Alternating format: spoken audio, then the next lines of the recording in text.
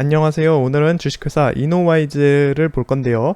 이 회사를 통해서 주식회사의 상장 폐지에 관한 공부를 함께 해보겠습니다. 일단 우리 회사 같은 경우 여러 가지 안 좋은 사건에 지금 휘말리면서 거래가 정지 중이고 상장 폐지될 위기에 처해 있는데요. 일단 최근 사업연도 보고서가 이제 문제가 됐습니다. 지금 보시면 주권 매매거래 정지 기간 변경 이 공시를 한번 보시면요. 일단 2019년 사업연도 당시 감사의견 거절 받으셨거든요. 상장 폐지 사유입니다. 또한 2020 사업연도 감사의견 거절도 받으셨단 말이죠. 그래서 연이어 이렇게 받으시면서 지금 상장 폐지될 그러한 위기에 처해 계십니다. 일단 상장 폐지가 결정이 되면 우리 회사 같은 그 상장사들은 이의 신청을 할 수가 있습니다. 그리고 개선 기간을 받으실 수 있는데요. 우리 회사 같은 경우에는 지금 보시면 2020년 5월 22일에 개선 기간을 부여를 받았단 말이죠. 그게 4월 12일까지입니다. 그러니까 지금 개선 기간이 끝났는데요. 문제는 이 개선 기간 동안에 제대로 된 회생 및 지금 개선했다라는 그런 판단을 받을 상황이 아니라는 사실입니다. 지금 보시면 일단 지금 M&A 투자계약 대금 미납입이라는 그런 공시를 하셨는데요. 이게 지금 그러니까 회사가 약간 회생을 위해서 지금 다른 회사와 지금 인수합병 등등 이런 계획을 추진 중이었는데 지금 인수대금 잔금이 납입되지를 않았다라는 그런 사실입니다. 그렇기 때문에 뭐 사실상 회생이 제대로 진행이 되질 않았던 겁니다. 회생 절차 폐지 결정이 내려졌거든요. 자, 그렇게 해서 우리 회사 같은 경우 지금 코스닥 시장본부에서 회생 절차 폐지 결정이 내려졌다. 이게 지금 상장 적격성 실질 심사 사유거든요. 그러니까 그 거래소에서 상장 폐지를 시킬지 말지 심사를 하겠다. 그렇게 보시면 될 것 같습니다. 그래서 개선 기간을 부여받았음에도 회생 절차를 제대로 하지 못했고 그래서 지금 상장 폐지를 위기에 처해 있었다. 이게 지금 4월의 이야기고요. 당시에 지금 보시면은 감사보고서 2021년 지금 감사보고서 그러니까 작년 사업연도에 관해서 의견 거절을 받았었는데 이에 대해서 지금 회사가 이의 신청을 제출했다라는 그런 말씀을 하시는데요. 그러니까 우리 회사 같은 경우에는 지금 꽤 오랜 기간 거래 정지가 된 상태였고 어떻게든 지금 상장 폐지를 면하기 위해서 여러 가지 수단을 동원하고 계신 중인 거죠. 그래서 이번 같은 경우도 이의 신청서를 제출하셨는데요. 결국에는 이게 제대로 진행이 안 됐습니다. 지금 보시면요. 지금 우리 거래소 같은 경우 보시면 이행 내역서 제출에 따른 안내에 관한 공시를 하셨는데요. 지금 보시면 감사보고서 또는 지금 2019 사업연도 감사보고서 또는 감사의견이 적정인 2020 사업연도 감사보고서를 제출하지를 못했다라는 겁니다. 지금 개선계획 이행 내역서에 이를 제출하지를 않았다라는 그런 이야기를 하고 계시고요. 그래서 기업심사위원회를 개최할 것이고 상장 폐지 여부를 심의 의결하고 이로부터 3영업일 이내에 상장 폐지 여부를 통지할 예정입니다. 라는 공시를 하셨습니다. 그래서 상장 폐지가 지금 약간 코앞으로 다가온 그런 상황이죠.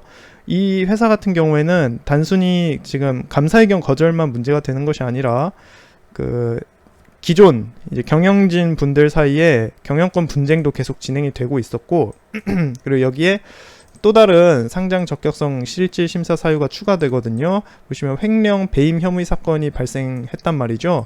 5월 달에 이렇게 발생했었습니다. 그래서 지금 상장 폐지될 매우 높은 확률에 그렇게 처해 계신 상황이다라고 우리가 볼 수 있겠습니다. 그래서 여기 횡령 배임 혐의 발생이라는 공시도 추가로 하셨고요. 이렇게 해서 또 여기 보시면은 분기보고서 제출 공시에서 최근 분기 매출액 3억 원 미만임이 확인이 되었다. 이 역시 지금 상장 적격성 실질 심사 사유 뭐 이런 말씀을 하시는데요.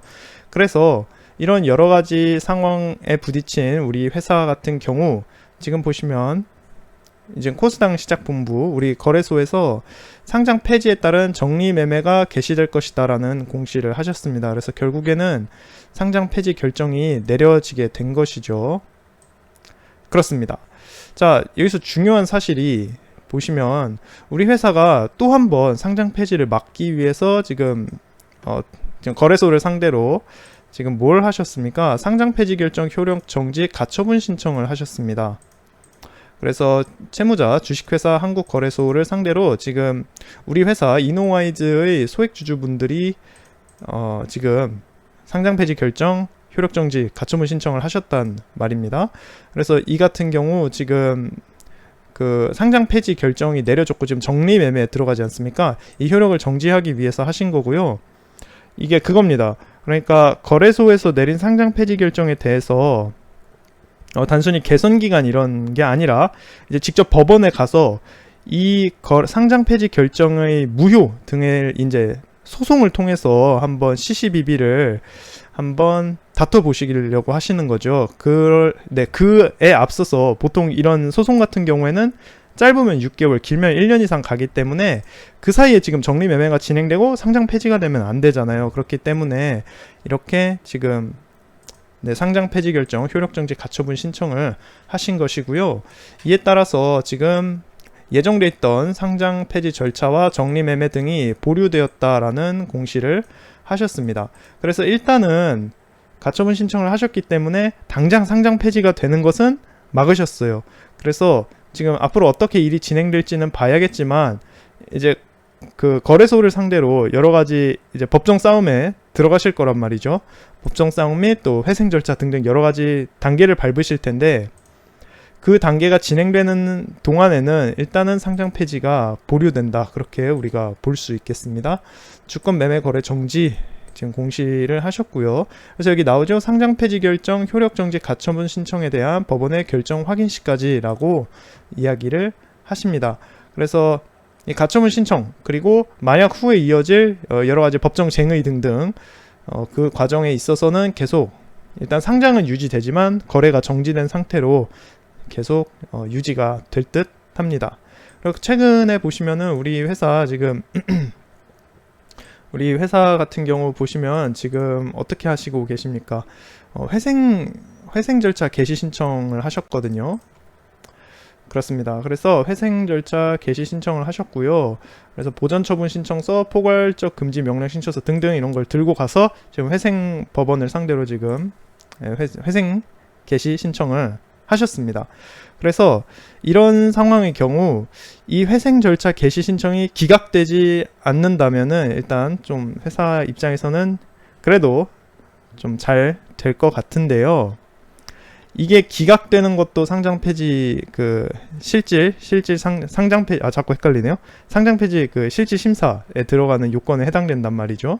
그래서 일단은 저는 언제나 투자자의 편이기 때문에 그래도 당장 지금 정리매매 들어가면은 여기 지금 시가총액 433억 원인데 정리매매 상장 폐지 결정되고 정리매매 들어간다는 건 이 시가총액을 유지하고 계신 많은 주주분들이 큰 피해를 보시게 되기 때문에 어쨌든 좀 앞으로 일어날 법정 쟁의라든지 또 회생 절차 등등이 좀 단계별로 잘 원활히 진행이 되어서 아무쪼록 손해가 없이 투자자들에게 이익이 돌아갔으면 하는 바람입니다. 이렇게 상장 폐지되는 절차 그리고 이 회사가 어떻게 지금 거래소를 상대로 상장 폐지를 막으려고 하는지 여러 가지 노력을 우리가 조금 봤습니다. 이의 신청 그리고 회생 절차 그 외에 또 가처분 그리고 상장 폐지 결정 효력 정지 가처분 신청 또 그 뒤에 이어지게 될 여러 가지 쟁의들 우리가 한번 기대해 볼 수 있을 것 같네요. 그렇게 간단하게 이야기를 해 봤고요. 이런 이야기를 할 때는 항상 좀 나뉘죠. 사실 우리 회사 같은 경우 지금 사실 사업도 잘 안 되고 있고 배임 횡령 사건도 터졌고 의견 거절도 받았고 지금 여러 가지로 투자자 입장에서 그렇게 매력적인 종목은 아니라고 생각이 됩니다. 그럼 이런 종목을 계속 상장을 유지시킬 필요가 있느냐 이것이 거래소의 입장이겠고요. 근데 우리 지금 현재 회사에 투자하고 계신 투자자 입장에선 또 다르게 다가올 수 있는 사안이라고 생각합니다. 그래서 앞으로 어떻게 사건이 진행될지는 우리가 좀 더 잘 지켜볼 필요가 있다고 생각합니다. 그렇게 오늘 이야기 마쳐보겠고요. 어디까지나 제가 개인적으로 지금 자본시장법을 공부하면서 그 공부하는 일환에서 제작하고 있는 영상입니다. 그래서 제가 틀렸을 수도 있고 제 견해가 옳지 않을 가능성이 있기 때문에 그냥 재미로만 들어주세요. 여러분들의 절대적인 투자 지표로서 활용되기 심히 미흡한 영상입니다. 그렇게 간단히 맞춰보겠고요. 다들 좋은 하루 보내시기 바랍니다.